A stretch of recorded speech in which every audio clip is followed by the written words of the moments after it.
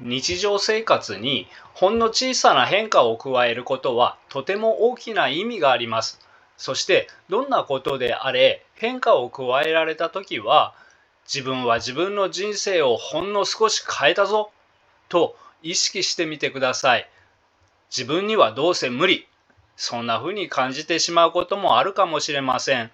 でも小さな変化は作れるはずです。そしてそれが少しずつ自分にはどうせ無理を和らげ、自信を取り戻すきっかけになります。一度にたくさんのことを変えようとしなくても大丈夫です。まずは自分のために今変えられることを一つだけ探してみてください。こんにちは、自分探しイズムです。私はアダルトチルドレンについての電子書籍作家で、現在のところ5冊中2冊でベストセラー1位を獲得しました。2、30分の動画では説明できないことも分かりやすく詳しく書きましたので、興味のある方は読んでみてください。概要欄にリンクを貼っておきます。皆さんは今の自分の状態はこれまでの生き方の結果ですと言われたことや聞いたことがありますか？ちょっときついですよね。アダルトチルドレンは苦痛な人生を頑張って生きています。だからこうしか生きられなかった環境の中で苦しみに耐え必死に生き抜いてきた自分の努力をまずしっかり認めてほしいです。アダルトチルドレンは毒親という巨大な怪獣に支配されて育ってくる中で、自分がこの不本意な状況を変える能力があるとは思えない。親に雑に扱われていたのだから自分でも自分を雑に扱う。愛されていないのだから依存心が克服できるほど心が成長していない。心が成長していないのだから短期目線でものを見てしまう。毒親との間で身につけた認知の歪みを持っている。ひどい環境で育ってきたために憎しみがあり、周りを敵視している。などの問題を抱えることが多いです。問題は、このような人が無自覚で生きていると、心が悪化する生き方を選択してしまうということです。だから、毒親環境で苦しみに耐え続けた苦しみは、大人になっても続き、子供の頃よりも今の方が生きづらいという人が多いと思います。本当に長年苦しみに耐えてこられたと思います。なので、そのような症状があっても、ご自分を責める必要は全くありません。でも、自分の行動次第では、心は強くも弱くもなるということを知っておく必要があります。つまり、今の生きづらさは、小さい頃の環境や親の影響だけでは説明しきれない側面があることにも目を向けてみてください。これは自分の行動が今の生きづらさに一役買っている可能性があるということです。でも反省してほしいのではなくて逆です。自分の力で親の悪影響を乗り越えられるということに気づいてほしいのです。もし親によって全てが決まってしまうのだとしたら、心が未成熟な親のもとに生まれた人は全員一生不幸ということになってしまいます。そんなことはありません。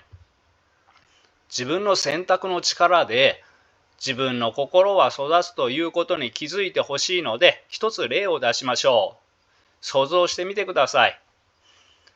友達が意味のない LINE をたくさん送ってきたとします。あなたは友達は酔っ払っているんだろうと思って既読スルーしました。そしたら友達は急にものすごく怒り出して嫌われてしまったとします。あなたはどうしますか？わかりやすいように2択にしましょう。A、相手がものすごく怒っていて怖いので相手を避けて過ごす。B、既読スルーした理由を説明して誤解を解く。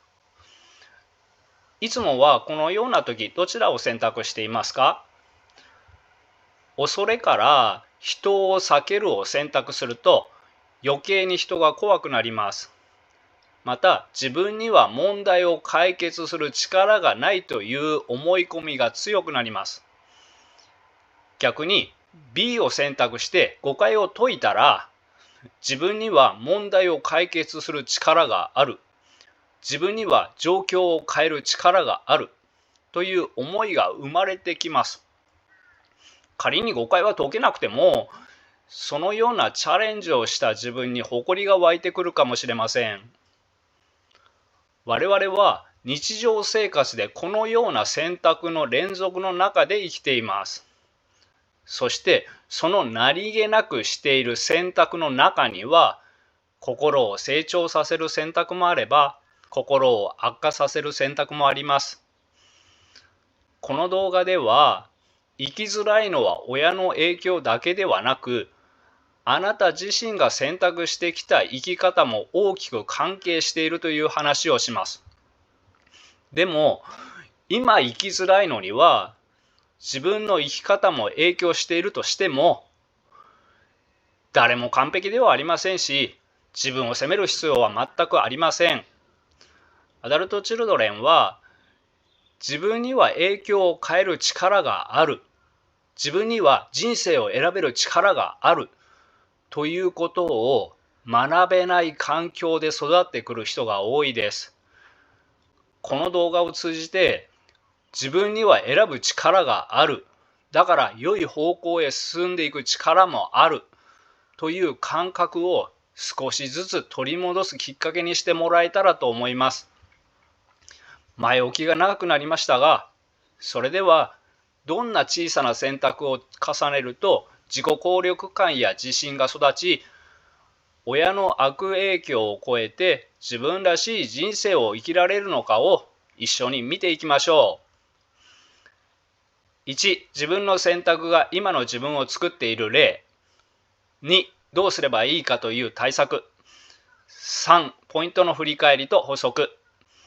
4、すぐにできること。このような順番で話します。自分自身の選択や習慣が今の状態を作り出している例をいくつか出してみましょう。一つ目は行動するかしないかです。例えばアダルト・チルドレンの克服を目指して頑張っていろいろなワークを試してみる人もいれば、どうせ無理と思って何のワークもしない人もいます。どうせ無理と思って何もしない人は、自分にはどうにもできないという信念が強くなっていき、無力感や低い自己評価や抑うつ傾向につながっていきます。でも逆に主体的に生きることで、自分には状況を変えることができるという自己効力感が強くなります。アメリカの有名な心理学者セリグマンによると、自分にはコントロールできない状況に長くいると、自分にはどうにもできないという強い信念が形成されると言います。これをアダルト・チルドレンに当てはめると、毒親育ちは生きていくためには毒親の言いなりになる以外の選択肢がなかったんです。子供にとっては親が毒親という環境は自分にはコントロールできない状況です。そのような経験の中で脳が固まったので、何に対してもやる前にどうせ無理だとしか感じられない脳になっているかもしれません。でもそのように感じていたとしても、大人になった今は多少は不本意な状況を変えられるケースもあるし、ある程度なら生き方も自分で選択できます。いつまでもひねくれて、どうせ無理だからもういいとすることもできるし、すぐには効果がなくても何かの足しになればいいからあれもこれもやってみようという選択もできます。その選択の結果、ある人は無力感や低い自己評価や抑うつ傾向につながるかもしれないし、別のある人は自己効力感を高めていくかもしれません。2つ目は自分への態度です。日常的に頭の中で、俺はダメ人間だ。私は迷惑な存在だ。生まれてこなければよかった。このように自分に対して冷たい言葉をかけることや、自分にはお金をかけない、自分には美味しいものを食べさせない、自分を楽しいところに連れて行かない、など、自分を雑に扱うことを選択すると、自己肯定感が低くなり、抑うつ状態になって行動力も失っていきます。逆に、どんな失敗をしても、自分だけは自分の味方になることを選択したり、きちんとした生活リズムで、きちんとした食事をとって、きちんとした運動をするなどのように、自分を大切にするという選択をすると、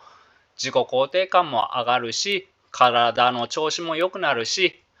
体と心はつながっているので、心も調子が良くなります。3つ目は依存的な生き方です。働きたくないからと、毒親の元から離れない人もいます。あるいは、毒配偶者や悪い人間関係から離れない人もいます。確かに働くことや新しい人間関係に変えることは大変なので、今のままで生きられる選択肢があれば、そちらを選びたくなるのが人間です。ましてや、人間関係が苦手な人であればあるほど、新しい職場や新しい出会いの場は恐怖が伴います。これも選択です。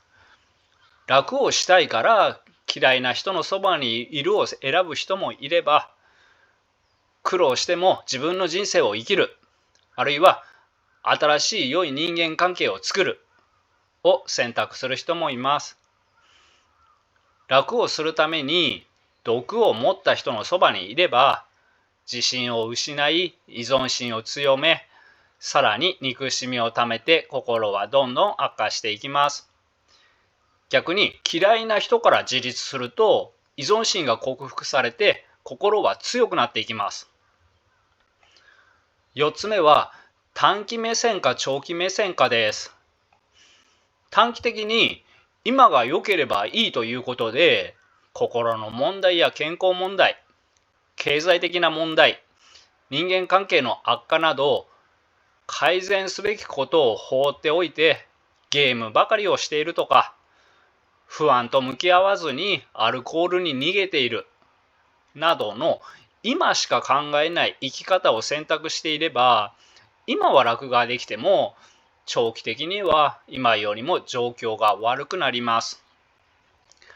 5つ目は、認知の歪みについてです。アダルトチルドレンは認知の歪みを持っている人が多いです。その認知の歪みを本当に自分は自分が思っている通りの人間なのか、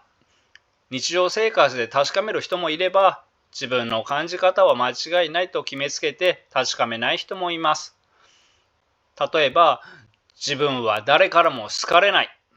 という認知の歪みを堅くなに信じている人は、傷つく可能性があるから、人と関わることに恐怖を感じます。これも選択です。別に傷ついても1週間もすれば忘れるだろう。ならば、この自分でも仲間に入れてもらえるか試してみようを選択する人もいれば、傷つくのが怖いから確かめない人もいます。確かめる方を選択する人は、うまくいけば認知の歪みがなくなるし、仮に失敗しても挑戦できた自分に自信を持てるかもしれません。逃げる方を選択した人は、心の中で自分は誰からも好かれないと言い続けているのだから、認知の歪みを強化します。6つ目は、周りへの接し方です。周りを敵視して、周りに勝ちまくることで自分の心を慰めている。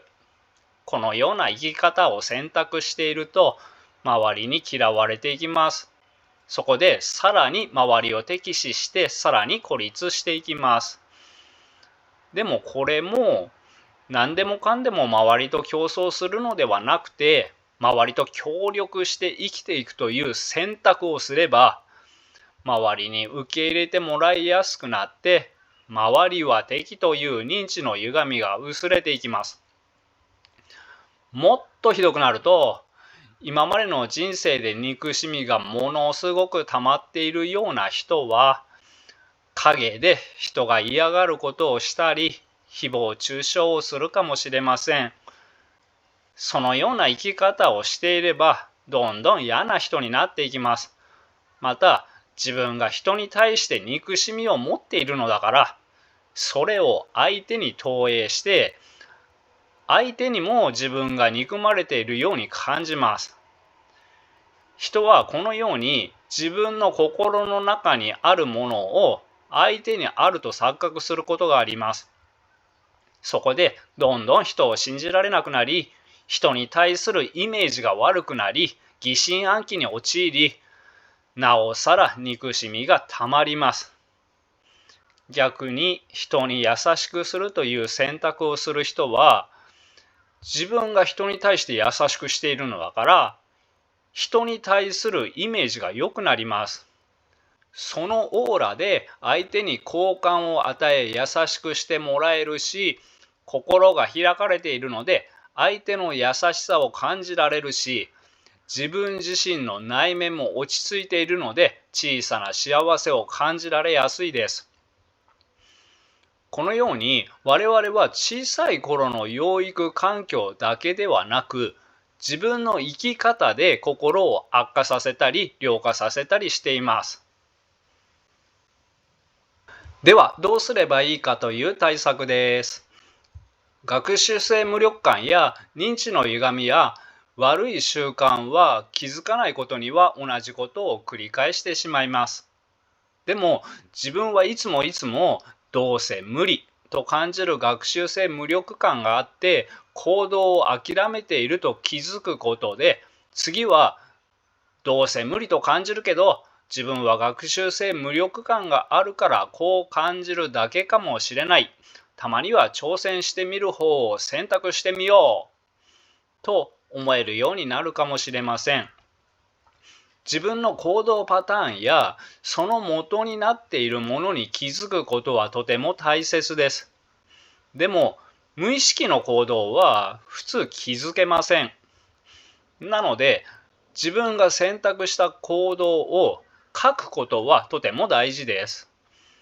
日常を無意識で流さないで、いつもつい取ってしまう行動や習慣をノートに書き出してみましょう。例えば、書き出した方がいいと聞いたけどめんどくさかったから書かなかった。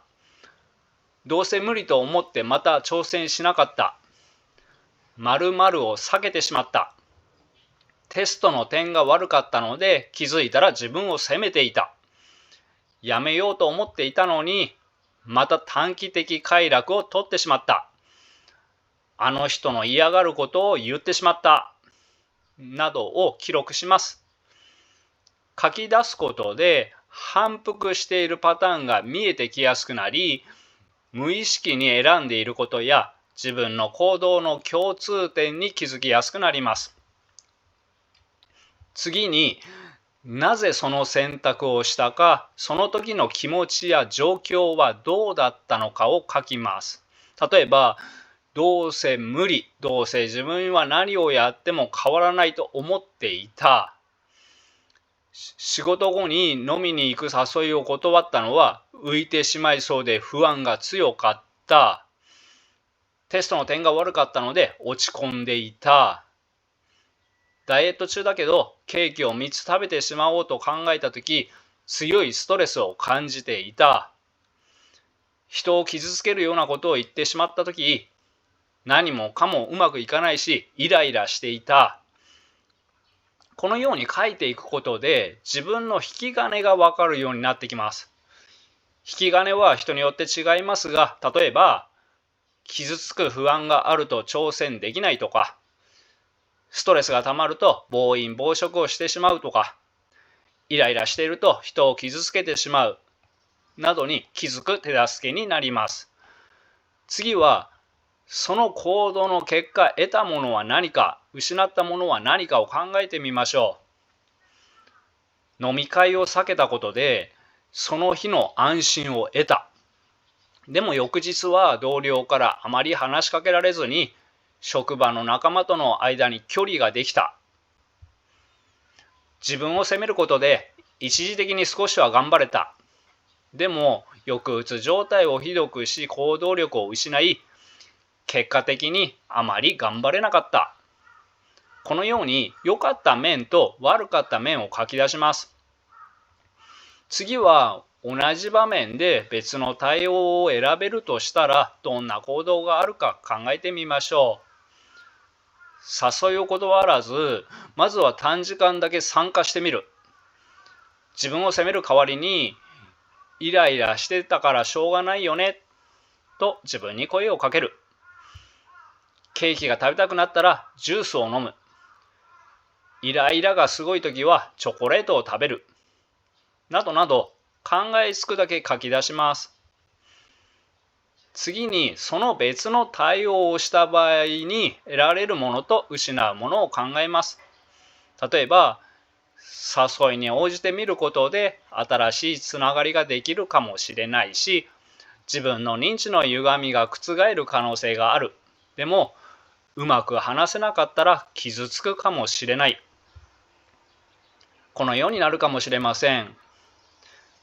今不幸だと思う人は行動を変えていく必要があります。別の対応をすることによっていつもの行動より自分にとってプラスになる可能性があるのであれば別の対応に変える努力をしましょう。そのために次に同じ機会が訪れた時はこっちを選択しようとあらかじめ固く決意をしておくといいです。決意をしても怖いことはなかなかできないと思います。そのような時は不安はあるがやってみたらどう感じるだろう。この行動で得られそうな良い面は何かと考えてみてください。そして得られた結果がどうであっても勇気を出して試した自分、新しい経験を通じて学びを得た自分を肯定するという姿勢が強く生きていくためにとても大切です。この捉え方を腑に落として自分のものにするために、挑戦したこと自体が成功、失敗しても学びになる。このような言葉を繰り返し何度も何度も自分に言い聞かせましょう。それでも最初は怖くてなかなか選択を変えられないと思います。そのような時は何度も何度も自分が新しい選択をやっているイメージをするとハードルが下がりやすくなります。それでも怖いものは怖いと思います。なのでイメージした選択をそのまま試すのではなく、さらに難易度を低くして、例えば短時間だけにするなどの工夫をしましょう。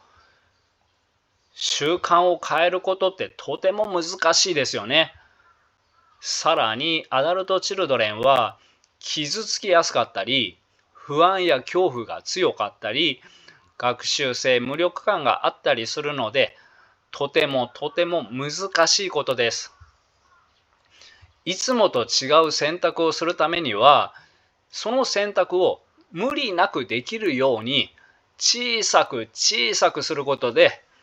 やってみようかなと思える可能性が上がります。小さいことを一度やってみる経験がとても大事です。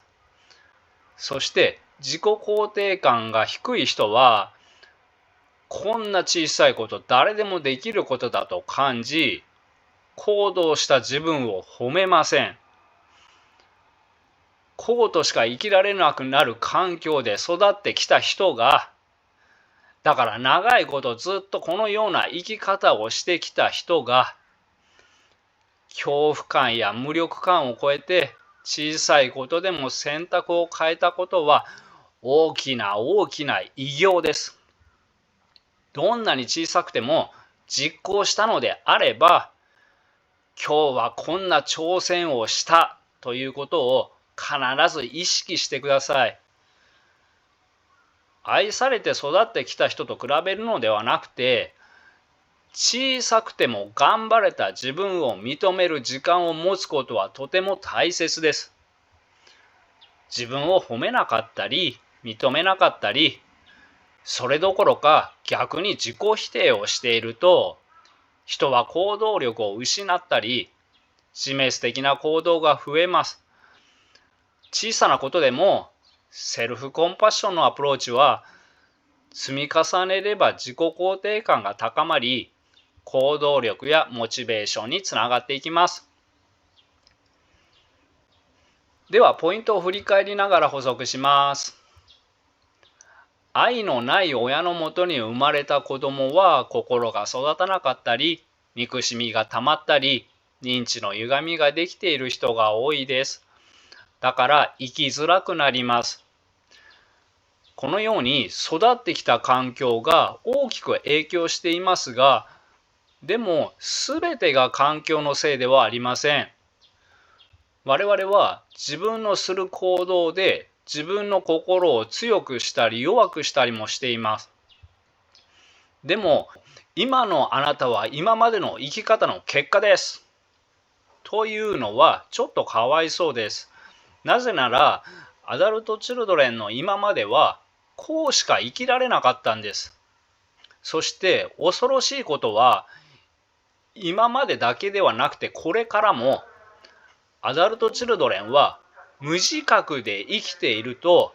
心を悪化させる選択をし続けやすいということです。なので小さい頃より今の方が生きづらい人は多いと思います。例えば人は今の状況を自分の力で変えてみる、試してみるという選択を重ねることで自己効力感は徐々に高まっていきます。でもアダルトチルドレンは学習性無力感で、自分にはどうせ無理だ、この状況をどうにもできないという堅くなな信念を持っている人も多いです。そこで今の状況を自分の力で変えてみる、試してみるということを選択しなくなるかもしれません。だからどんどん自己効力感を失い抑うつ的になっていきます。これはどうせ無理という学習性無力感の話ですが、他にもアダルトチルドレンはいろいろ心が悪化する方を選択します。例えば愛されずに育った人は心が成長しないので依存心が強い人も多いです。するとひどい人のそばからも離れないことを選択します。でもひどい人に依存すればするほど心を弱くします。逆にひどい人への依存を断ち切って自分の意思で生きていくことを選択すると心は強くなっていきます。また人は愛されたい、大切にされたい、認められたいなどの中核的な欲求を持って生まれてきますが、毒親育ちはこのような欲求や気持ちを無視されて育ってくる人が多いです。このような人は中核的な欲求が満たされていないのだから憎しみがたまります。さらに愛されずに育っていないので愛情飢餓と依存心が強くなる人も多いです。愛情飢餓で依存心が強いと嫌われることがものすごく怖くなるので、自分の意見が言えなくなったり、失礼な人に抗議もできなくなります。そこで憎しみはどんどん溜まっていきます。憎しみが溜まれば、周りの人の幸せを喜べなくなります。周りの人の不幸を願うようになります。そしてこのような人は大抵人生がうまくいっていないので、そのイライラも重なります。こうなると、周りに親切をするという選択をするのが難しくなります。そこで人によっては、周りを傷つけようとしたり、ネットの匿名性を利用して誹謗中傷をするという選択をするかもしれません。どっちを選択するかで、自分が人に対して持つイメージが変わります。また、周りが自分に持つイメージも変わります。選択次第で生きやすくもなり、生きづらくもなります。ここまで見てきたように、アダルトチルドレンは生きづらくなる方を選択しやすいです。でも、このように悪化させる行動を無自覚に繰り返してきたのは、そのことに気づいていなかったからです。このことを知って、自分の選択を変える強い意志を持てば、別の道を選べる可能性が十分にあります。別の道とは、心を育てたり、認知の歪みを直したり、自己肯定感を高めたり、人間関係を上手にする道です。一回の選択で心が育ったり、認知の歪みが治るわけではありませんが、正しい選択を続けることによって徐々に成長していくということです。ということは、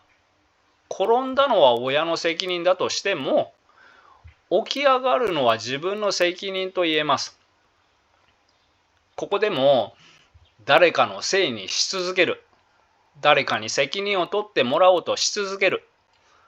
という選択もできるし、自分で起き上がるという強い決意をする選択もできます。どちらを選択するかによって成長もするし、後退もします。だからといって、人には人の時期がありますので、今そのような選択をできなくても自己否定をする必要はありません。これも選択です。自己否定を選択するか、ありのままの自分を受け入れる選択をするか、どちらの選択をするかによって成長もするし、後退もします。このように我々は選択の連続の中で生きています。でも無意識で選択しているので、心を悪化させる選択をし続けていても気づかないんです。無自覚でしている心を悪化させる選択をやめ、心を成長させる健全な選択をできるようにするには、まず心を悪化させる選択をしていることに気づく必要があります。自分の言動の共通点を探してみましょう。自分の言動を書き出すことによって、自分の行動のパターンが見えてきやすくなります。自分の言動の共通点が見えてきたら、必ずその行動をするメリットもあるはずです。例えば、一時的に自分を守ってくれているなどもそのメリットの一つです。自分はなぜそれを選択したのかを考えるとそれがわかります。また自分の自滅的行動の引き金もわかるようになります。そして自分の言動を理解したら自分を責めるのではなく、ただその行動の結果得たものと失ったものを書きます。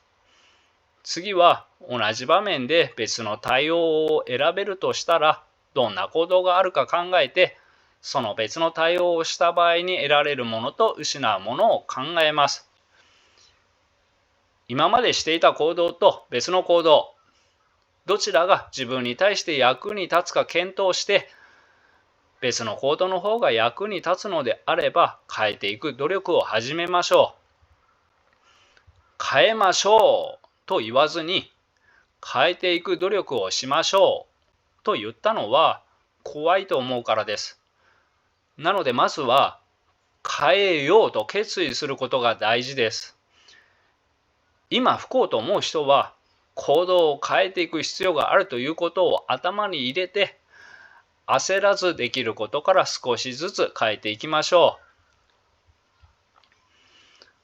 う。では、すぐにできることのコーナーですが、このコーナーは動画の一番最後にその日話した内容の中ですぐにできることを考えてから終わることにしています。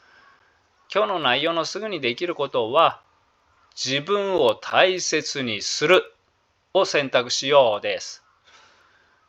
心と体はつながっているので、体を壊すと心にも影響が出ます。逆に体を整えることで心も元気になっていきます。なので、良い睡眠、良い食事、適度な運動を心がけることを選択しましょう。夜更かしをしがちな人は、就寝時間を15分早めるとか、野菜をあまり食べない人は野菜を1品増やすとか、運動不足の人は10分だけ散歩をするなど、日常生活にほんの小さな変化を加えることはとても大きな意味があります。そして、どんなことであれ変化を加えられたときは、自分は自分の人生をほんの少し変えたぞと意識してみてください。自分にはどうせ無理。そんな風に感じてしまうこともあるかもしれません。でも小さな変化は作れるはずです。そしてそれが少しずつ自分にはどうせ無理を和らげ、